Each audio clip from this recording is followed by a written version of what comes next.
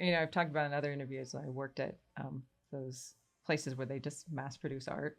Yeah. I was painting like sketchy showgirls, kind of, in sepia colors, like Conte crayon and some glitter. And I remember that was my shtick. So I, each day I'd maybe do 20 of those or 10. Wow. And like I was running out of ideas. I'm like, I can't think of any more positions for these people. Yes, and that was just to make money, right? And well, it was like a job. So like I had salary, or like I had like this, whatever it is you get paid, and but this is what I made each time. And like I almost had to quit because I didn't have any other ideas. So I only lasted 6 months at that job. It's amazing you can do it for 6 months. But I was very proud of myself because I started as like a production assistant. So I was basically in the room like lacquering things and prepping canvas for the artist. And then I got promoted pretty quickly. So I ended up being an assistant in, one of the main guys' studios. And then I got my own desk to work on. And how long was this? Was this after? This was like right after college. So right after college. Yeah, my parents like, you need a job. And so you found a production job, basically. It was an art job. And and then, I think at that time I was like, a lot of the artists in there were people who wanted to be doing art full time. It's like, you just got to do it because you could get stuck in there. And I don't even know if it's around anymore, but I think it's a nice place to go if you wanted to be an artist but didn't want to be totally on your own. Right. But, it has its pros and cons. And so what did you do after that job? I started painting full time and just learning how to paint. I think I had very small representation, and I look at my work then, I was like, oh gosh, it's like I would do these things of like, I would get a photograph, and we didn't have digital media back then. It was just like a 35 millimeter print, like not big. And maybe you take 4 pictures and tape them together. And then I would match paint daubs to the photograph, which was, overexposed. There'd be a lot of black and white, and they looked awful. And they'd be like cheeky scenes of like girls running away in wedding dresses. I'm like, I didn't know what I wanted to paint then. Yes. They were just all like corny. Yes. And then I think, you just slowly start going to workshops, and then you meet like Mendez. And then, of course, I'm in Arizona, so there's a lot more Western influence, and a Scott Christensen workshop and Ray Roberts workshop. Yeah, and all good. Then they kind of like pull you out of this like high school vision of, well, I better go get a National Geographic if I want to be a real painter. Right. And I mean, I think a lot of us go through those stages as artists. Most of them. Yeah. And then. And so when did you discover the Grand Canyon? Because that's kind of a signature thing for you. I went when I was really little, and I don't remember anything other than getting a geode. And I think, you're just a kid, so you just want to play. Right. And I went back later. I was coming back from a Scott Christensen class. So you were revved up.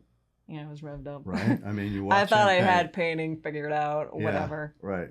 And he was a great teacher. He was very good at saying, I think I was at that time self-conscious about like, you have all these ambitions and goal for yourself that you're going to be in this show and you're going to be the youngest artist doing that. And it's not necessarily the path you're going to take.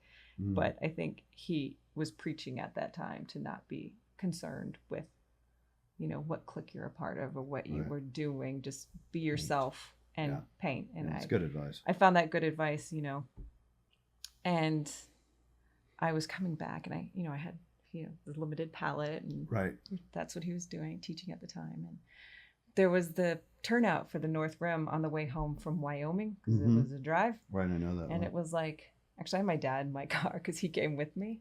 I don't think, or he was actually there for work, and he drove me home. I think it drove home with me from the class, but I think I can't remember if I drove out by myself or I don't remember.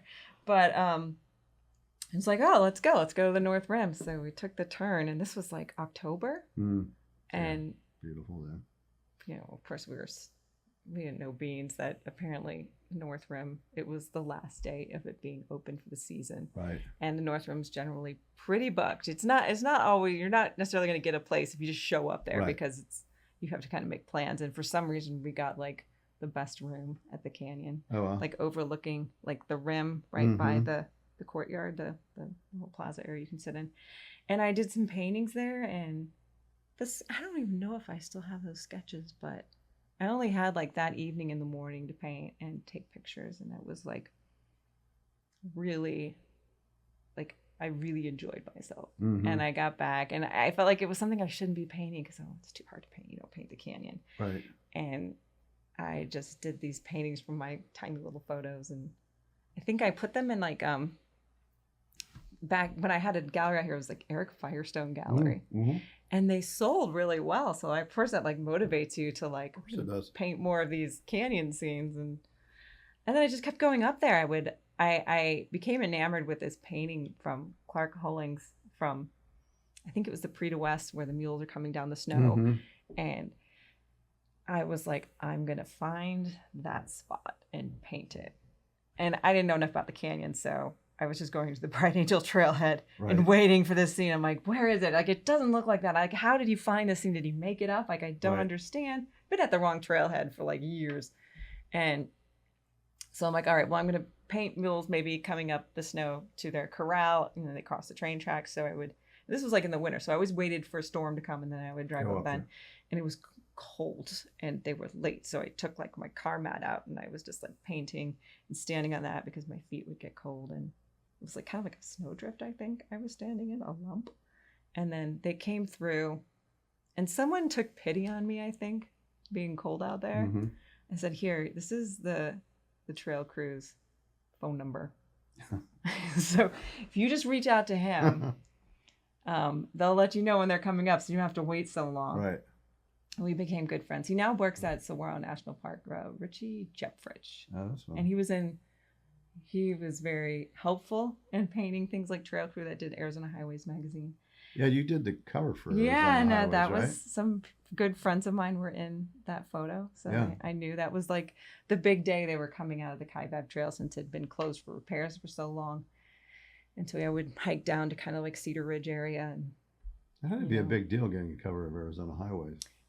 I was in Mexico with my now husband was living in Cabo, so I would go down and visit him, and I got the phone call from Robert there, and I still give him a little bit of a hard time about it because it's just like, oh, Amery, like I'm really hoping that you would be willing to do a cover, and like he made it almost sound like somebody would actually say no to him. Yeah. Like, can you please do a cover, and then we can pay you a little bit, and you're like, I mean, well, yeah, I'm gonna do it. I'll do it for free. I'm like, usually if you're in a magazine, you're like, okay, I paid ads for the past 12 years. Maybe I'll get a cover. And like, wait, you want me to do a cover? And I was so excited because this is a magazine that's in a grocery store. Yeah. Like my mom, of course, my mom's like at the grocery store. I was like, I'll take 10 of these. So. What year was that? Do you I remember? think it was like 2017. Yeah, I think. long, Yeah. 2017. Yeah. I was like, how many copies does your mom still have? I don't know. I don't think I have enough, but yeah, I was like, and of course, every small achievement in art you have to revel in because the next you'd be like, I've made it. There's nowhere to go from here. I'm a success. I had the same thought for the 21 and 31 when I finally got in the 21-31 article, like back in the day. I don't remember. It was a while ago. And I was like, I've made it. I've accomplished everything as an artist. And then you're like, oh, there's still so much more to do. Yeah. The next day, you're like. Yeah, what do you think there is? The things that you so much more to do. What is that? I mean, definitely like there's this weird, like the perfect painting. That's definitely the first goal is like when you're like, you do something like, oh, this one's great. Yeah. I am so proud of myself. I love this painting. The eagle one, the guardian painting for the Autry. I really love that painting. I'm proud of that one. And of course, then the 2 days from then you're like, well, I got to top that. That's not good enough. So there's always that. Like, it just keeps going. Like, if I got in this magazine, I'd feel like I've done a lot. And then, well, no, now I got to do something else. So it never ends. It's always something else. But that's part of the fun. I think I'd be bored if I was like, I'm done. Yeah, and I don't need to paint better anymore. And every time you paint, I assume you're not quite satisfied enough with the outcome. It's like, that's good, but I could do better. I mean, you definitely have that moment where you just like enjoy it. Yeah, when it's done. Yeah. Or maybe somewhere in between. Because then I think with my latest painting, I was like very addicted to painting. I'm like, just want to get back in my studio. So I can't wait to get to like there are parts of it I'm more excited about. And I feel like I can see that in other artists' work. I'm like, oh, he's having the most fun doing the water parts. Like the Colorado River part of the painting. I'm like, oh boy, I get to do this part today. Yeah. And then you got like, maybe another week of just gravel, and you're like, oh gosh, gravel. That's the downside of realism. Right. It's like gravel. So nothing. So you're not a Josh Elliott who wants to put God, he does those little boulders and things so beautiful. I know. I have a deep respect for like, Bill Anton and Elliott when they can just do like, say everything with one stroke, or even like how Lip King is just so like, and it's like beautiful. Yeah. I just can't paint that way. I've definitely tried. I'm like, okay, I'm going to be artistic and do this stuff. And, I was in like, I think I was before, I think where I'm going look wise now, this feels more like me. And then, I've tried everything, and it's just like trying to see where you can merge. And I think I have this thing where it's like, it's tight, and then I'll come back in and, do some glazing and maybe some bravado strokes. So it's always kind of evolving. Yeah, and some of your smaller ones have a nice loose feel to them as well. It can be, yeah. I like those actually. But I know that my style as an artist is just, or like, it's like handwriting. There's just this innate right. This is who I am. You just are. Your brain is wired to do. Right. I think, and that if you fight that, and that was another thing I learned from like Christensen's thing is like you'll see, or his workshop was like you might see someone like Jeremy Lip King. I'm like, I wish I could paint a figure like that. Yeah, good luck. A head, and then. Maybe I think a lot of artists, it's tempting, like, I'm just going to start painting like Jeremy. And if I do this, I'm going to be successful and everything's going to be okay. It's less stressful. But then you're being someone else. And I think that's hard to maintain because it's not your style. It's not comfortable. And of course, the other thing he pointed out was that there's someone who thinks how you paint is amazing and special. It may not be you because you see it every day, but someone else does. So I try to keep that in mind. That is very true. Like, I don't paint like, Bill Anton and very few people Jeremy, a lot of them, but like someone likes how I paint, so that's good. Yeah, no, that's true. I think that's important for an artist to remind yourself. Find that. For me, it's like the key in what I'm looking for is that original voice. So it's hard to, even when you teach, you have students who are like, what is my identity as an artist? And like sometimes you just have to relax and let it come to you. Right. And sometimes you need some guidance from other people. So it's like it's kind of like a little bit of everything that can help you find out who you are as an artist. I think they all struggle. Yeah. Well, heck yeah, we struggle. Oh my gosh, that's like the nature of the game. Yeah. Am I too much like him? Am I unique? Oh my gosh. And then of course we're all like, in some ways we're all just like, it's all been done before. So you could say like pretty much.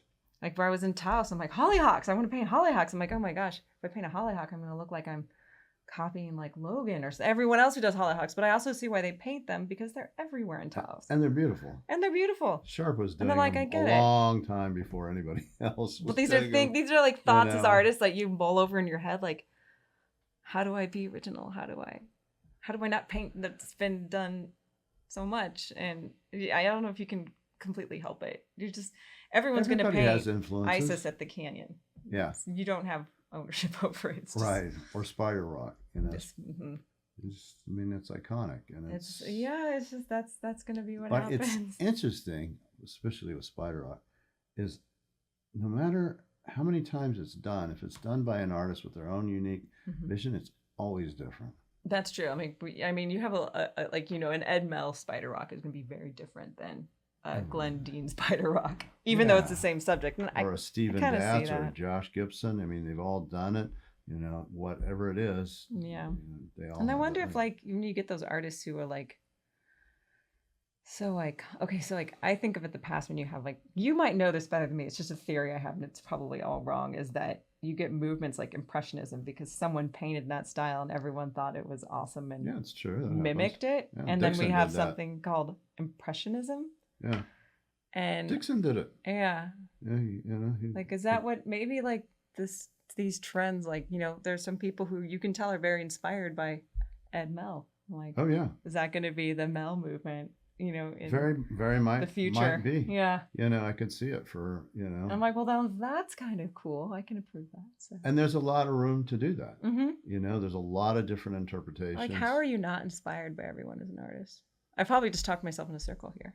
Right? Yeah, well, it's like a comic, right?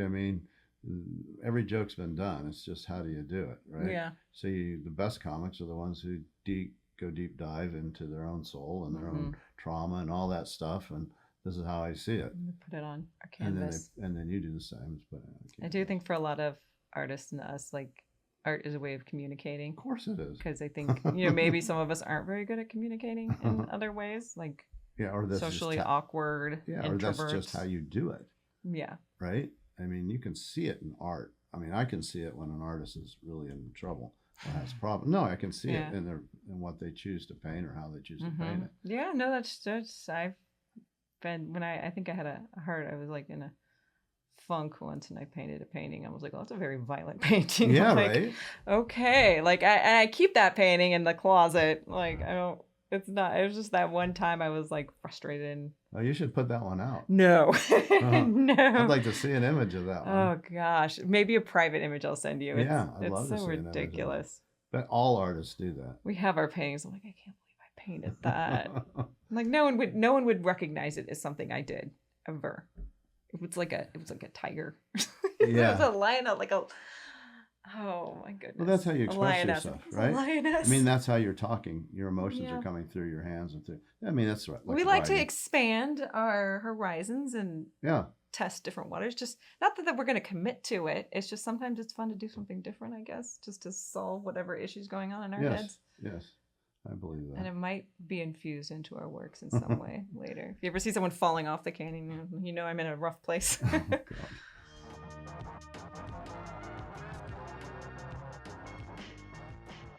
We got set up for the night, and we never used tents unless we expected or were in the middle of rainy weather. And next morning we woke up and we had over a foot of snow on our sugans, our sleeping bags. And Dad said, oh, this is going to be great. We're going to be able to track these deer.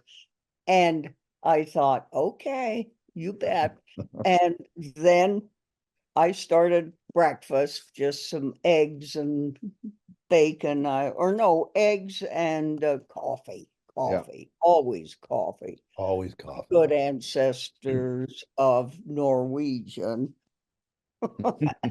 blood, and still that in me.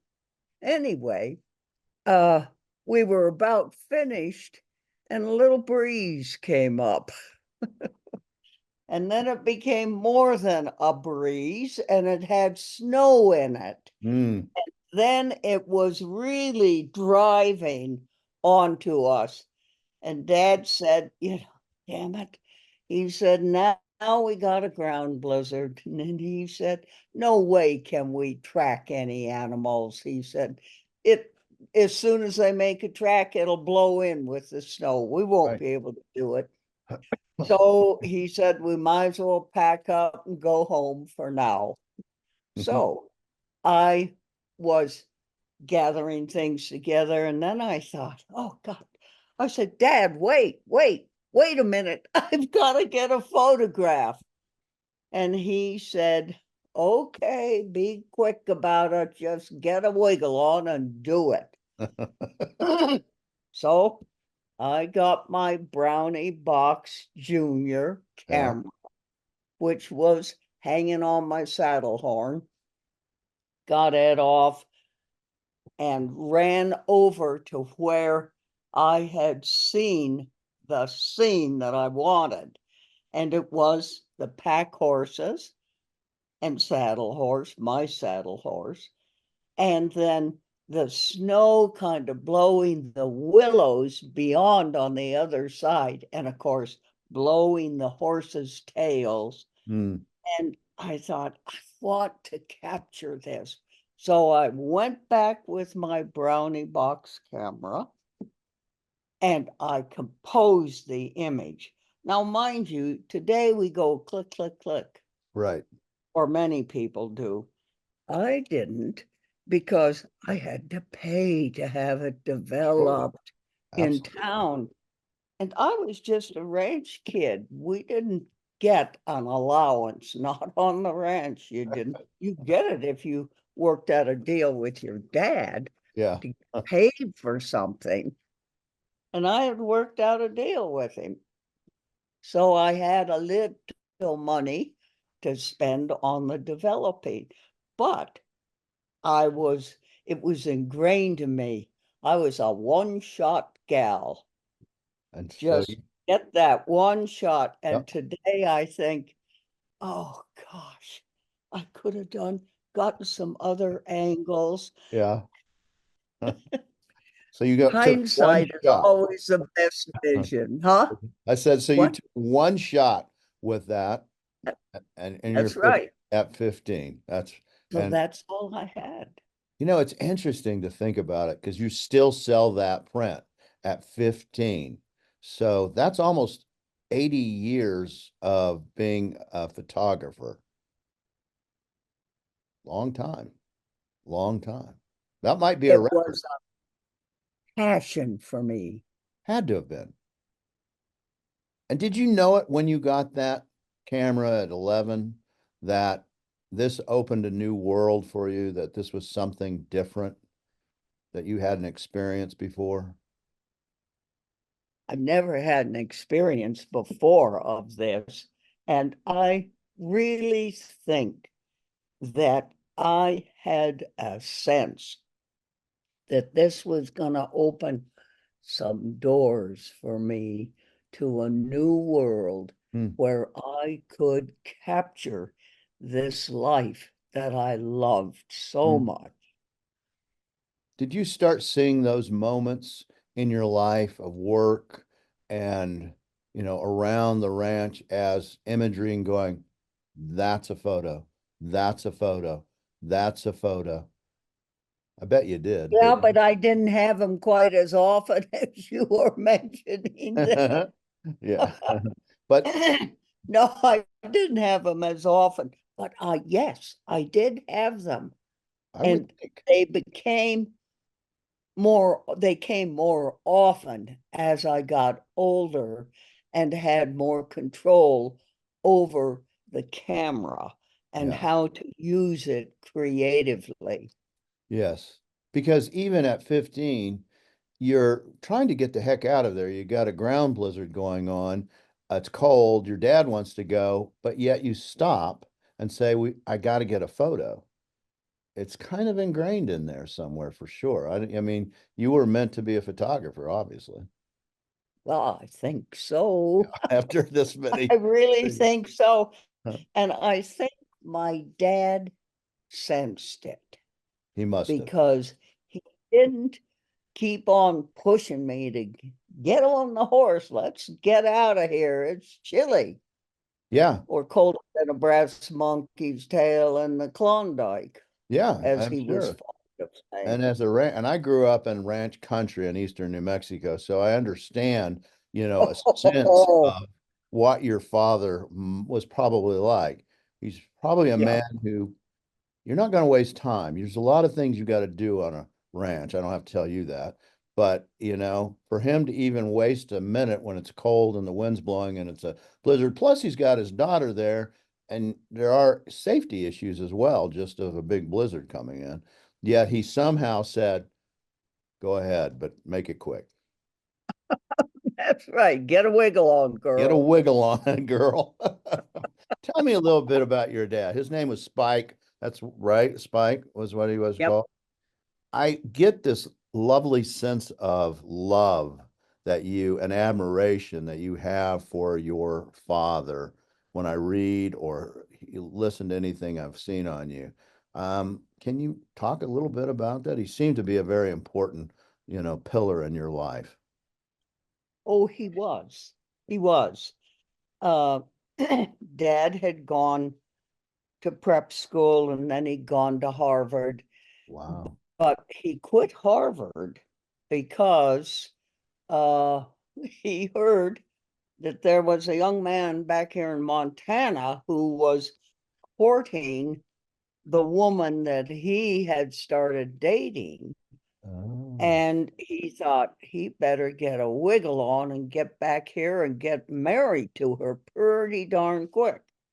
So he quit college, came back here, courted like crazy. And of course, my mother caved in.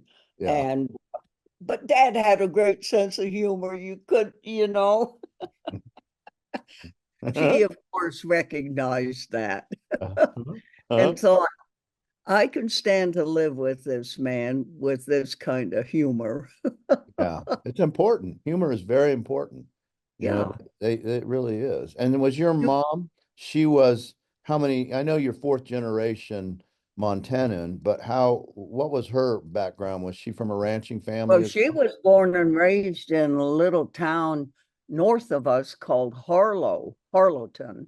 Yeah. And her father was Ingvald Lauritz Knutsen. He was a full-blooded Norwegian. Mm. And her mother was a very interesting woman. She, after he died quite young, she had 3 girls to raise Mm. in the little bitty town of Harlowton. So she studied law by mail, the LaSalle Wow. School of Law. And she got her degree and could then practice law, Wow. And that's which she did. really that's really early on. What was that time frame? Like 1910 or something? Well, Your let's mother's see. mother, right?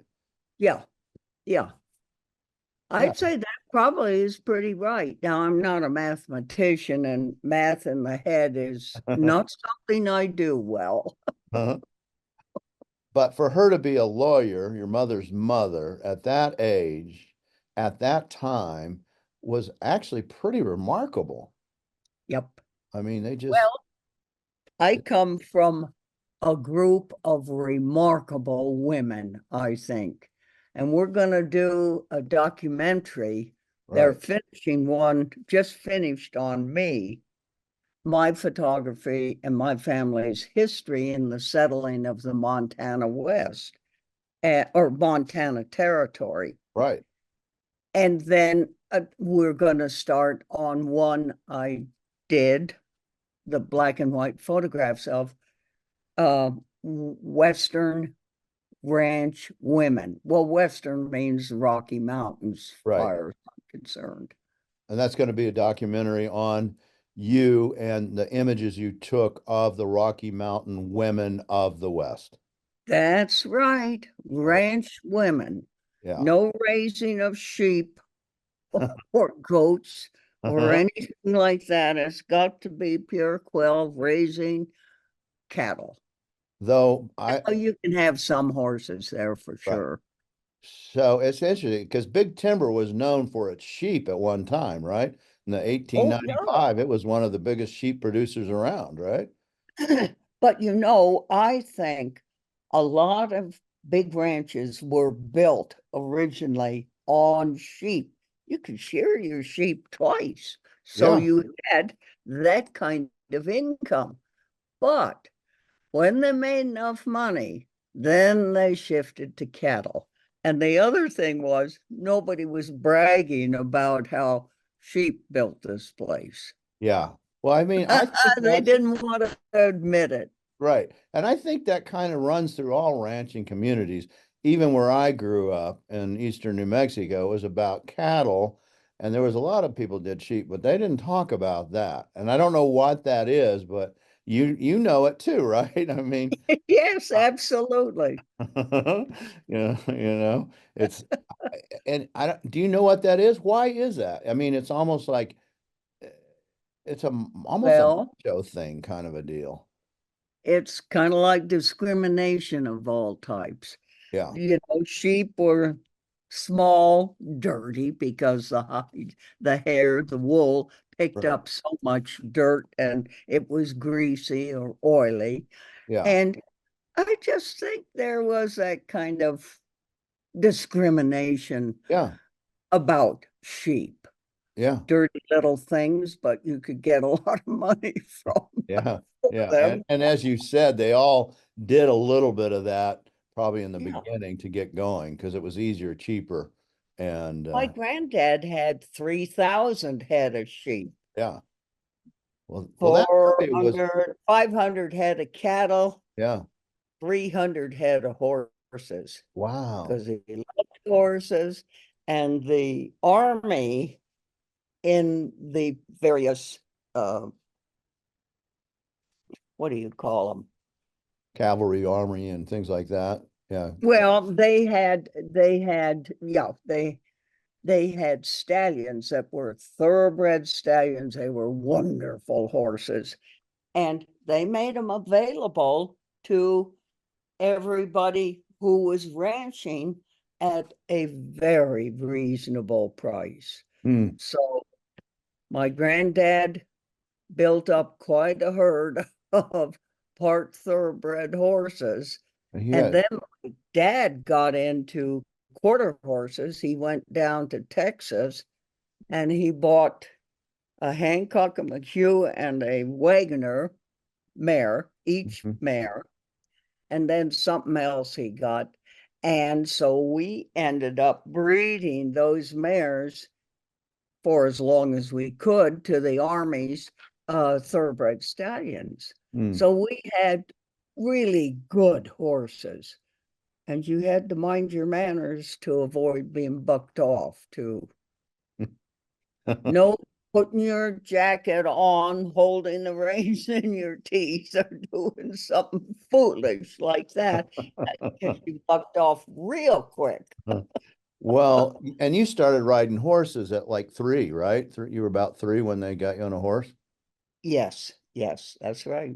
And you clearly have an affinity for not only the image of horses, which throughout a lot of your photographs, but the animal itself. You obviously, I mean, you do your photographs primarily, or have in the past, right, from the back of a horse.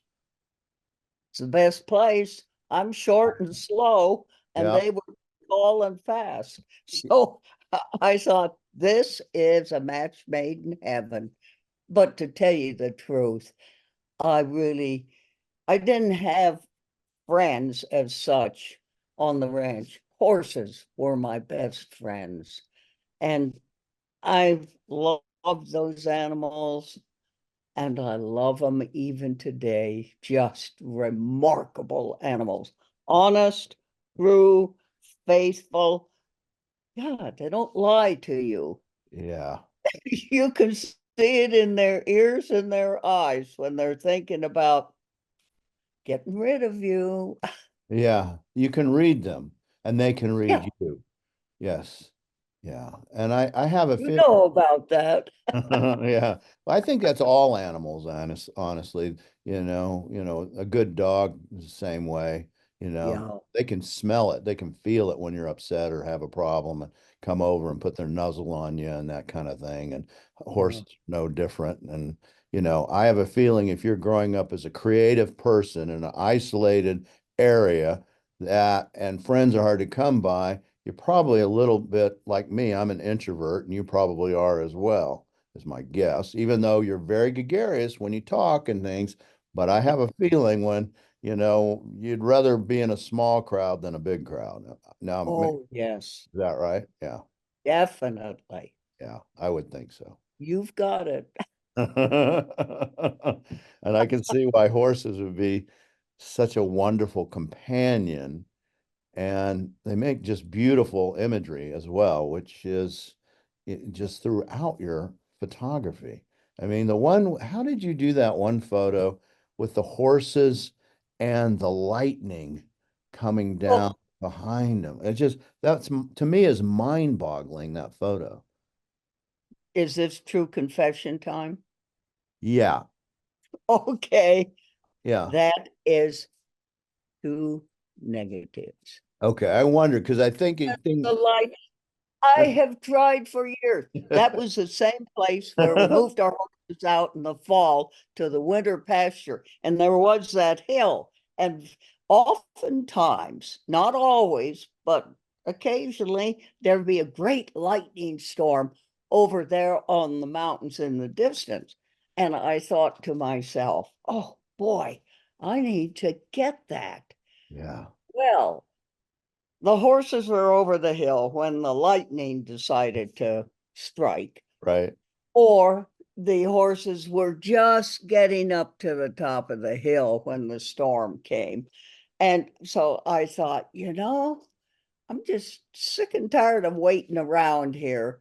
So I had a shot of lightning because I'm fascinated by this stuff, but not enough to ride a steel shod horse on a hill. So I be a lightning conductor. No, I wasn't. Right. I was interested in photographing it, but I hated to ride in lightning. My granddad, fearless. Wow. But I didn't get that kind of fearlessness. Yeah, me neither, by the way.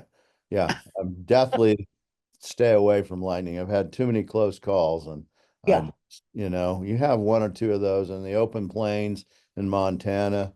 You're the tallest thing on a horse for sure. Oh boy, absolute truth. And my granddad was struck twice by lightning.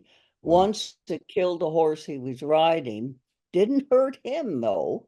Wow. And then another time it knocked both of the horses down. He was leading one and riding one, knocked them both down, and temporarily they were unconscious for a moment or two. He was not hurt. And I thought, Scrumper, I'm not gonna tempt fate.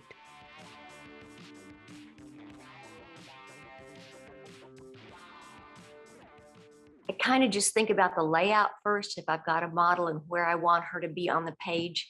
And then, her torso shape probably is what I have to get right.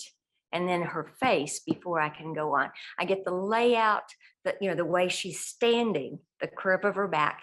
And then I kind of figure out what's going to be going on with her hands and her feet and her legs. And then I have to get a face that I want to talk to for the next couple of weeks. And then I can go on. And so do you always use models for your image? No, I less than half the time.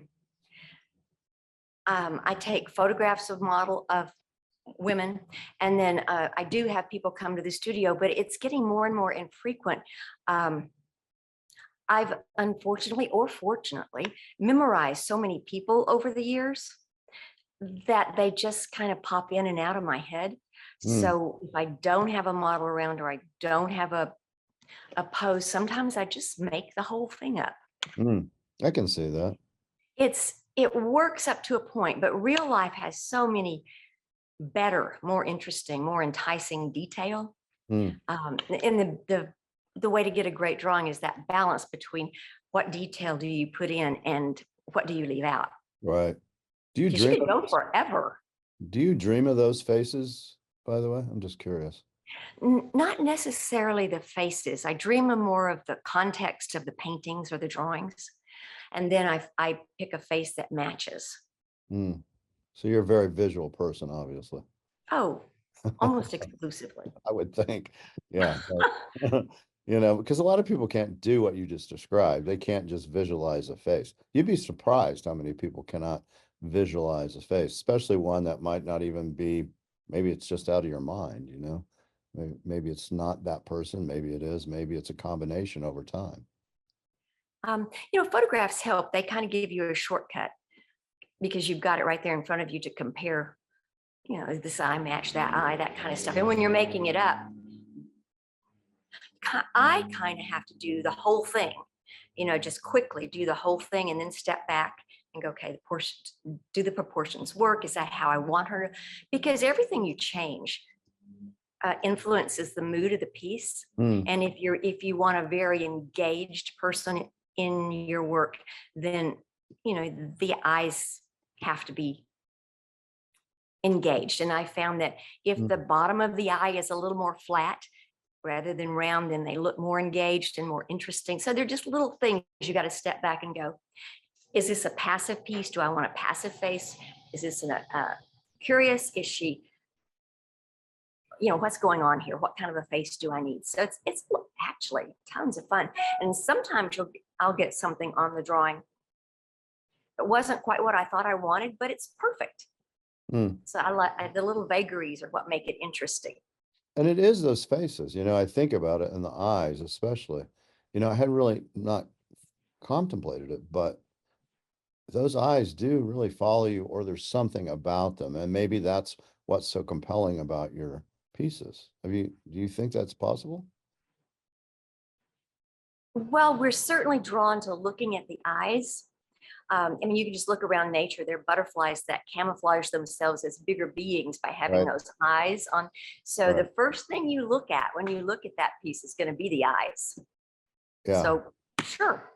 Yeah. Interesting. Yeah. I mean, portrait imagery is not what I guess I've been completely known for. I have some artists that obviously are very good and I do it, but do you do other pieces besides, I mean, I so think of you with your women on horses and that kind of thing, but do you do other imagery as well, like men or landscape? I draw a couple of guys every year. It's just inside this world, this context of the Western person. The men's story has been told so many times, so well by so many people. I'm not sure I have anything to add there. Yeah. But the women's story in the West, and I did grow up on a farming ranching operation, and the women are completely and totally immersed in that, and they're there by choice. And that's what I'm depicting. Yeah. Let's talk about that. I can hear your Texas accent. So no, that's good. My mom's Texan. So no, I mean, it's clear that you are a native Texan, not just a Texas accent, but you're native. So where are you from exactly?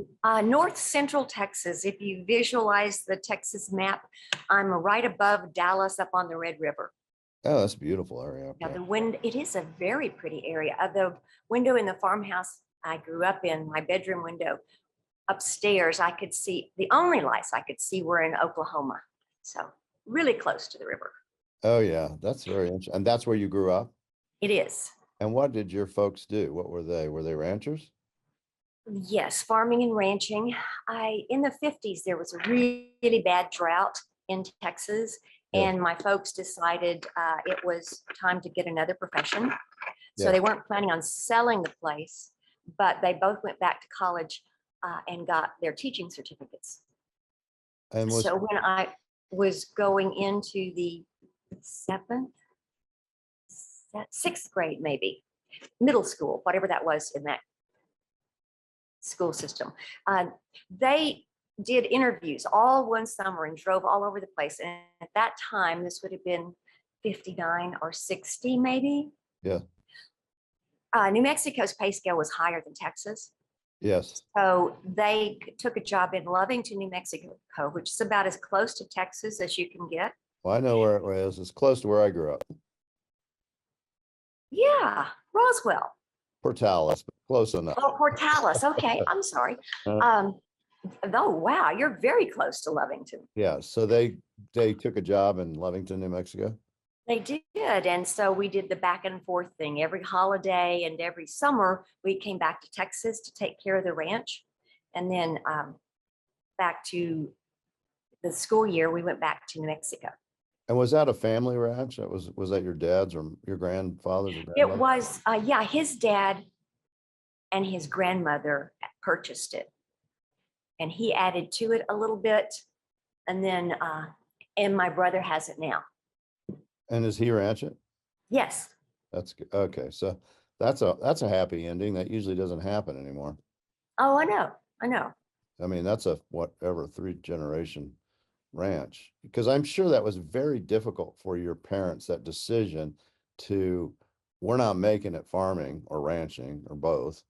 And we've got kids and we need to make a living, but we don't want to give up the ranch. Right. So to go back and go, I'm going to be a school teacher. And when did they embrace it, enjoy it? Or was it still, I wish we were honestly, I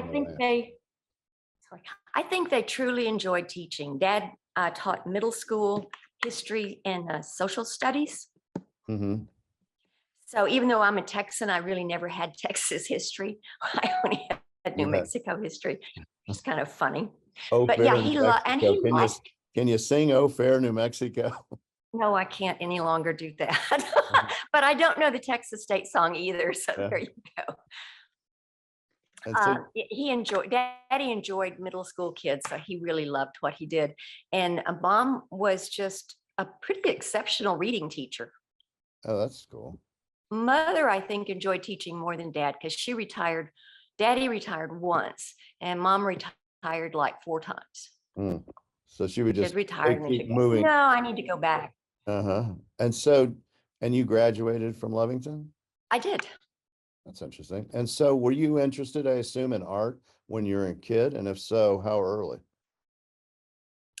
Yes, I always drew. My background, the rural school that I attended had 2 classrooms and 2 teachers and 8 grades. So it was called the big room and the little room. So Miss Poff, one married couple taught both rooms. So when I was in the little room, I would illustrate people's book reports for them. If they needed a sailing ship on the front of their folder, I would draw them a sailing ship on the front of their. So but it was always a mixed message because nobody saw any real value in being able to draw. Yeah. So it was like football, kind of yes. wasting time. If you could play football, they definitely saw something value there, right? Wrong sex, so I couldn't do that either. Yeah, so it was a mixed message. I remember clearly, this is my first art memory. In 1st grade, when you have one teacher and 4 classes in the same room, then they leave you on your own a lot. They give you something to do and then they walk off. And we had 4 kids in my 1st grade class and one of them was a cousin. So she gave us these mimeographed things. I can still remember how those smell. Yeah. And told us to color a bluebird and then practice writing the word blue under it. Yeah. So I did, but I just couldn't make myself color the whole thing blue. So I sat there for a long time and I finally got out the other colors and made its beak and its eyes and its chest and its feet the real color. And I thought as I was doing it, I was 100% positive I was going to get in trouble. Yeah. 100% positive. And then she comes back and all of the other people at my desk had done exactly what she said. And they all had total bluebirds, right, followed by the word blue a zillion times. And I had a bluebird with yellow feet and a beak. And she picked mine up and said, "This is what you guys should have been doing." And I looked at her like, that is not what you told them to do. It was a little bit of didn't quite know what to think about that, but that's my first art memory. Well, it was a positive influence that she picked your piece though, right? And said, this is what's right, and you went ahead and did it even though you thought you were going to get in trouble. I mean, it made such an impact that you still remember it. Oh yeah, because I didn't get in trouble. And then she confused me by saying that was what she'd asked. So yeah, I remembered it. And so you continued to draw in high school? High school, Lovington High did not have an art teacher. Yeah, sounds like my school. So the answer is no, I did not. I filled pages and pages of paper notebooks with doodles, but when I should have been taking notes, but I didn't really have an art class. And then when I went to tech, I majored in elementary education. I came from a fairly unexposed background, so I'm not sure I knew anything else was out there. Sure. And I faint at the sight of blood practically, so I knew I wasn't going to be a nurse. And I'm so dyslexic with numbers and letters, I knew I couldn't be a secretary. So I was like, okay, teacher. And my parents loved it, so I figured I'd be good at it. And that's the thing. I don't think people realize that in this time frame when you're going to college or trying to get an advanced degree, there's not a lot of lanes available for women. Right. I mean, you have teaching. There were more, I just didn't know about them. Yeah. And so anyway, you went to tech, right? Texas Tech at Lubbock. I did. I went to tech. And then when I was a junior, I took an art class required for my major. And it was an eye-opening light bulb moment. I was in the art department and I was around people who were like me, Literally for the first time in my life, Wow. I was like, oh my, I can see me doing this for the rest of my life. And I knew I could do it. And talk about zero encouragement. From whom? But the first, I changed my major. Zero encouragement from whom? School? Yeah. Well, it was just kind of all the way around. My folks were not keen on this idea, but I changed my major the next semester and didn't tell my folks until after the ad drop date, because they were so incredibly frugal that I knew they wouldn't waste that money. Right. And I'd get at least one semester of drawing and painting. Right. So, and they were just horrified that I was going to do that. And mother was always really good with words. And her comment was, you are headed for a life of poverty and depravity, not necessarily in that order. Mhm. Yeah. Well, they're Depression era babies, right? Yeah. They almost lost the farm once, had to find the most stable job that they could, that they thought in their mind was teaching. Yeah. Wanted that for you because they didn't want you Absolutely. to do just what that is. But that makes it very hard for you to go, I'm going to do it anyway. Well, that hard-headed little kid I told you about with the bluebirds, she still lived in there. So it was pretty easy to ignore them. Listen and then ignore.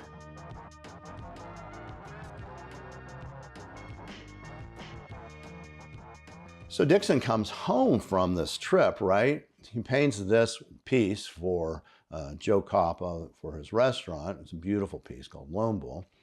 But he's really depressed.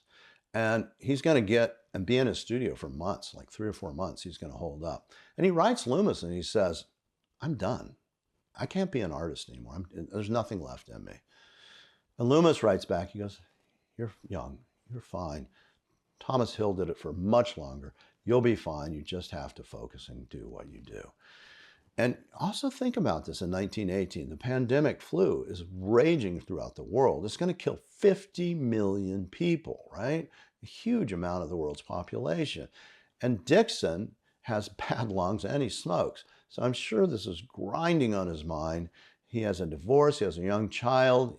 His biggest $5,800 is evaporated and he's distraught. But he pushes on, thank goodness, because we wouldn't have Pony Boy, Earth Knower, Men of Red Earth, none of these Shapes of Fear if he had stopped at that point. But he did continue, and he goes to where he likes to go for solitude, Nevada, right? So this is 1919. Now, if you read this, I found this quote in 1919 that Dixon wrote about Loomis, which I find fascinating. He says, I went to Loomis as a wounded man, and he rewarded me with coldness and indifference. I just walked out. Now, imagine he probably went down to see him in Los Angeles, right, at El Asal, his home, and wanted to talk and wanted to be reassured that he's okay. And Loomis was busy or something was going on in his own life because he had a very amazing but crazy life of the things that he did, including starting the Southwest Art Museum in 1907. So Dixon's having a problem with Loomis in 1919. And again, he goes to see solitude. He seeks it out in Nevada, as he often does. He's luckily going to have met this person right at the end of 1919, Dorothea Lange, who's a very interesting and new person. She's from Hoboken, New Jersey. She comes out to first to LA and then to San Francisco. She too has problems. She has abandonment issues, big time. Her father walks out on her when they're like 12. And she also has polio, which she got at 7. And it affected her right leg. She had a deformity to it. And I'm sure that Dixon and Lange can relate to each other. I mean, Dixon has this severe problem of asthma. He was sickly most of his life, very cachectic, and he definitely has some abandonment issues with his father. So I think they bond over that, and it's very important they do. And they're going to get married in March 1920, the same year that they get the first right to vote for women. Natives don't get it till 1924. And Prohibition starts in 1920, which is going to go to 1933. Again, seeing the time frame of what happens is so important. I love this photograph of Dixon because it just kind of shows who he was, right? This is a beautiful photograph that Dorothea Lange took in 1925. Again, he's got his Stetson on. He probably had his cane with the little silver top on it, which is in your exhibit. 1922, he's going to head up to Kayenta. The Hollywood Bowl is getting ready to open. He goes to Kayenta, which is the most remote city in America. And why? Because he gets an invitation with Weatherall, John Weatherall, who owns a trading post up in that area. And he also starts to paint all these beautiful clouds. And this is a great example of one of those early cloud paintings. He's really starting to focus in on that period. The next year, he's going to go to Hopi, which is a great trip for him, and produces some of his most amazing paintings. And if you look at this one, Loma Hinma, he was a priest, a blind priest, who's going to help Dixon, and we'll talk a little bit about that. But how he gets there is Anita Baldwin contacts him and says, I want to do an American Indian opera, and I want to go to First Mesa and Hopi, and I want you to take me. I know you know all about it. So he and Dorothea Lange go to Los Angeles. They get on her private train with bulletproof windows, and which will never come up. She sits in there with a little Derringer, little pearl-handled Derringer, and they're going to go out to Hopi land. When they get there, they're going to set up 10 pagoda tents, these huge, tents that they're going to have all these canned goods, including caviar. She's going to have her valets. She's going to have bodyguards, all these individuals. She tells Dorothea, you can be the cook. And so Dorothea does that, but she also takes great photos. And so for the next month, Dorothea and Anita Baldwin and Dixon are going to get to see Hopi land and spend time at seeing the different dances, meet Nampeyo, buy Nampeyo pots, the great potter.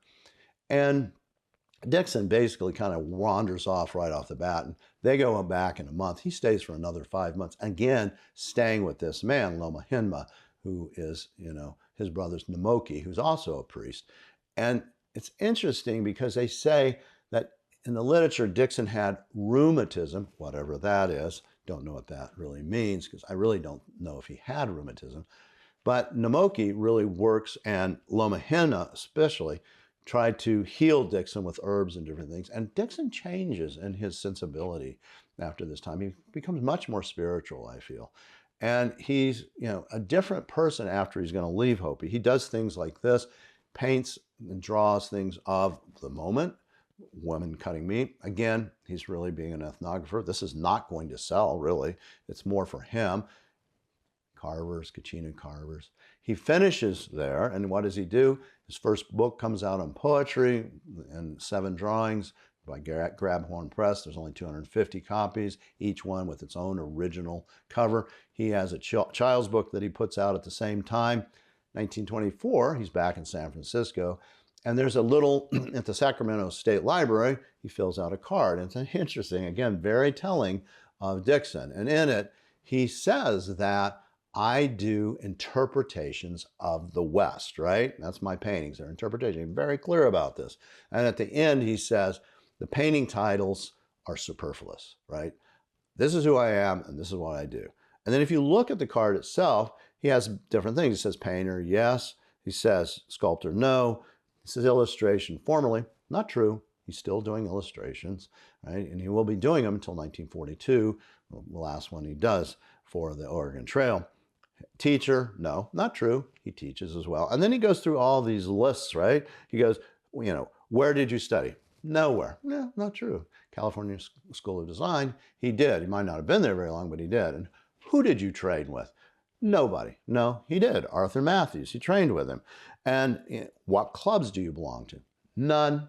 Well, that's not true either. He belongs to the Salamagundi Club, he belongs to the Bohemian Club, and he belongs to a lot of other clubs. Dixon didn't, I think, want people to think he was a joiner or a part of clubs, but he really was. And then the final part was on this honor received. No, we know that's not true, right? He wins the bronze medal at Pan Pacific, and he wins a lot of other medals. In fact, he's going to win $400 for the survivors in 1924 at the Biltmore Salon. So Dixon, again, is trying to portray who he thinks he wants the world to see. And again, not uncommon, right? O'Keeffe dressed in a very special fashion. We wanted to know as O'Keeffe. Dixon does the same. He has the same kind of dress. He really wants to be seen as an artist.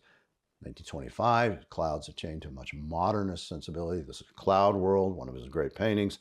1928, he gets California's most expensive ever mural. They pay $9,500 for this. This is a pageant of tradition.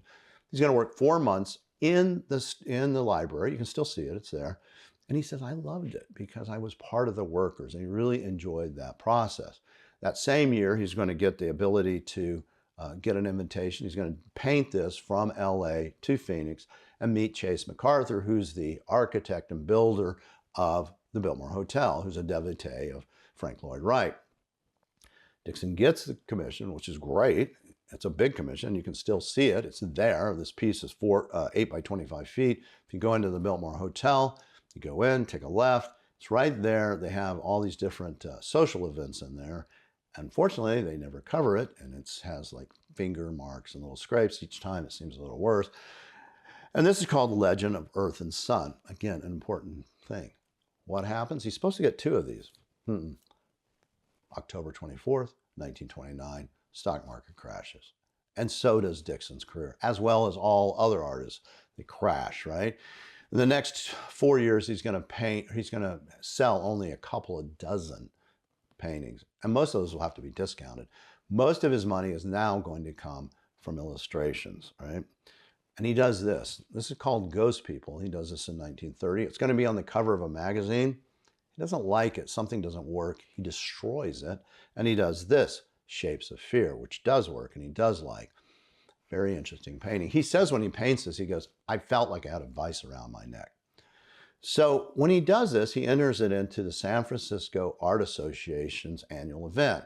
You have Glackens, Lucas, Hopper, Diego Rivera, all these individuals are competing, and Dixon wins the Harold L. Mack Award, which is the popular prize. And Dixon says about the judges, he goes, you would have to be an analyst to be able to be a judge in this. Now, he's referring to all the other people that are doing all these kind of modern art type things. Well, if you look at this painting, he truly needs the analyst as well. I mean, it clearly has a lot of emotional compact, and it's a drawing that's very effective, but it's obviously he has some issues. Now, he's going to enter that in 1932 in the 107th National Academy of Design in New York City, and he's going to win the Henry Ranger Award, which is $1,500. It's the best picture of the year. And Dixon's going to say about that money, it saved my life, which it did, right? And this is now in the Smithsonian. That drawing that you see is actually in our little museum. October 5th of 1930, Dixon's going to do all the drawings for the Golden Gate Bridge. It's going to be in this newspaper, the San Francisco Chronicle, to get past a $35 million bond, which they're going to do in the Depression, which is pretty amazing. And they're only going to use $30 million to make it happen. But the interesting part of this is how it all occurred. So Dixon's brother-in-law, who's married to his sister Rebecca, works for Joseph Strauss, who's the head engineer of the Golden Gate Bridge. He needs a new architect. He asks his assistant, who should I get? Any recommendations? He said, Maynard Dixon. Maynard Dixon comes in. He says, sure, use Irving Morrow. He's young, but he'll do a great job. So Irving Morrow gets hired because of Maynard Dixon. Maynard Dixon gets to do all the drawings for the Golden Gate Bridge. So if you look at this letter, it's a critically important letter. It's written March 9th, 1935. The bridge is coming to a close. They're starting to get it finished. And Dixon writes Morrow, and he says, listen, I've already sent this to the newspapers, but you need to tell the Board of Supervisors that painting it gray or a dark color is definitely not going to work. You know, he goes, I know a thing about color. He goes, and you wanted an eye-fetching color. And you can't be the wonder of the world if you have it a dark color. You need to use the red undercolor that they have on the bridge, the red lead, and it will fade with time with nature. And if you need to, you can repaint it, but it will be harmonious and it will be the wonder of the world. And he goes, and I know a thing about painting. And then he says to the Board of Supervisors, he tells Morrow, he goes, you need to tell the bridge supervisors not to try to be smarter than God. So when you think of that bridge, you need to think about that red color and you need to think Maynard Dixon.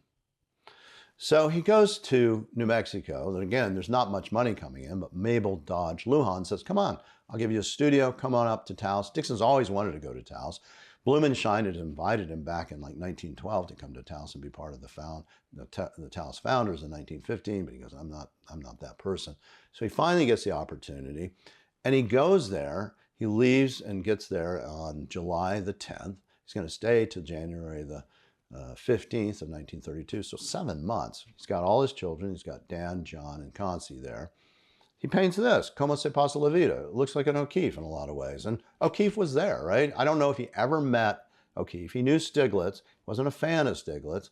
We don't really know what he thought of O'Keeffe, but she was there, Paul Strand was there, and he paints some of his most intense, amazing paintings, like this piece, Earth Knower, which Clifford Still, the great abstract expressionist, writes about in his own biography, by his biographer, that it was a really important painting for him. And it is an important painting. It's a modernist sensibility.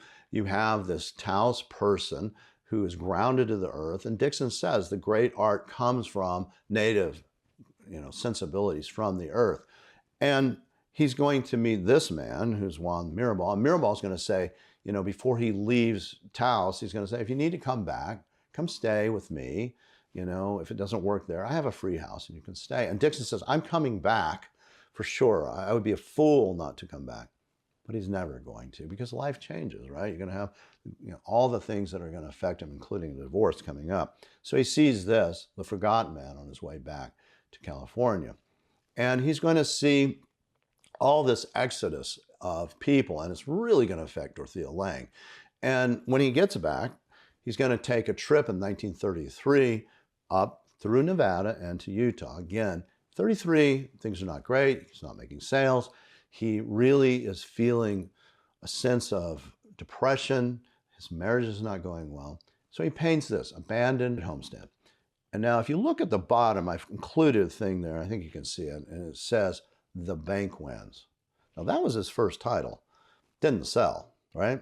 So what does he do? He scratches it out, changes the title to Abandoned Homestead so he can try to get it sold. Here's the irony. I sold that to a banker. Full circle.